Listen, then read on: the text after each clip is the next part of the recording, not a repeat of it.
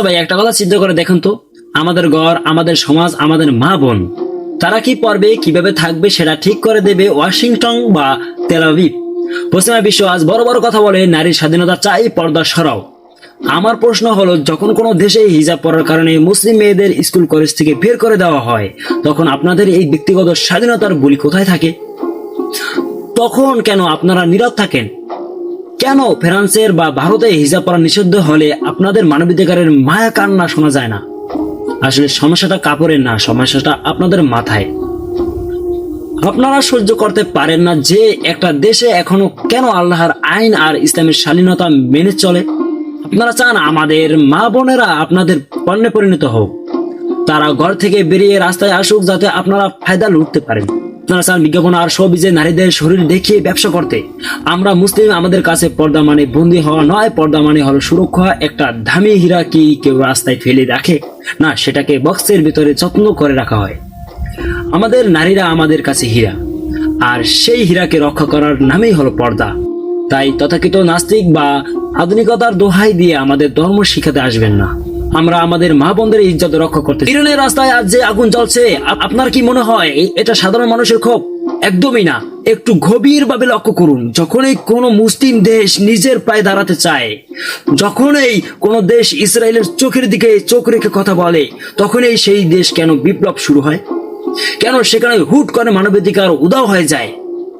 Iraq, Libya, Syria সব জায়গায় কি একই নাটক দেখেননি আপনারা? যুক্তরাষ্ট্র আর ইসরায়েল খুব ভালো করে জানেন ইরানকে যুদ্ধ করে হারানো প্রায় অসম্ভব।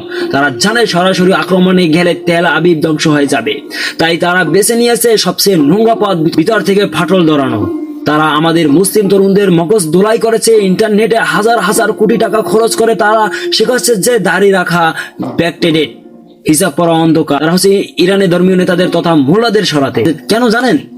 কারণ যতক্ষণ আলেম সমাজ বা ধর্মীয় নেতারা ক্ষমতায় আছে, ততক্ষণ পর্যন্ত ইরানকে বিক্রি করা যাবে না। তারা খামেনিকে সরাতে চায়, কারণ খামেনি তাদের সামনে পাহাড়ের মতো দাঁড়িয়ে আছে। এটা কোনো সাধারণ আন্দোলন নয়, এটা একটা সাজানো নাটক যার স্ক্রিপ্ট লেখা হয়েছে হোয়াইট হাউসে আর ডেকোরেশন দিচ্ছে মোসাদ।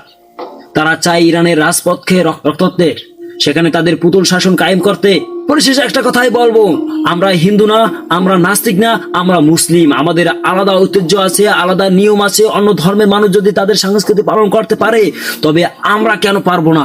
আমাদের মেয়েদের আমরা শাসন করব না, যত্ন করব, সেটা আমাদের ব্যক্তিগত ব্যাপার। আপনারা ল্যাংটা হয়ে নাচবেন নাকি উলঙ্গ হয়ে ঘুরবেন, সেটা নিয়ে তো আমরা কিছু বলি না। তাহলে আমাদের পর্দার ভিতরে কেন আপনাদের নাক গলাতে হবে? আপনাদের দারুণ বাবা নাস্তিকবাদ নিয়ে নিজেদের ঘরেই রাখুন। মনে রাখবেন, এই ষড়যন্ত্র শুধু ইরানের বিরুদ্ধে না, এটা সারা বিশ্বের ইসলামী চেতনার বিরুদ্ধে। আজ যদি আমরা চুপ থাকি, কাল আমাদের ঘরেও এই চক্রান্ত হানা দেবে।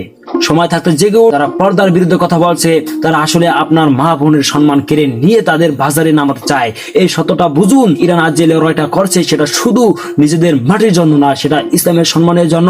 যারা এই ভিডিওটি দেখছেন, যদি মনে করেন আমি সত্য বলছি, তবে একটি শেয়ার করুন।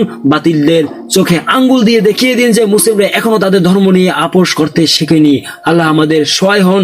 ভিডিওটি ভালো লাগে আমার চ্যানেলটি সাবস্ক্রাইব করে আমার পাশে থাকবেন। খোদা হাফেজ।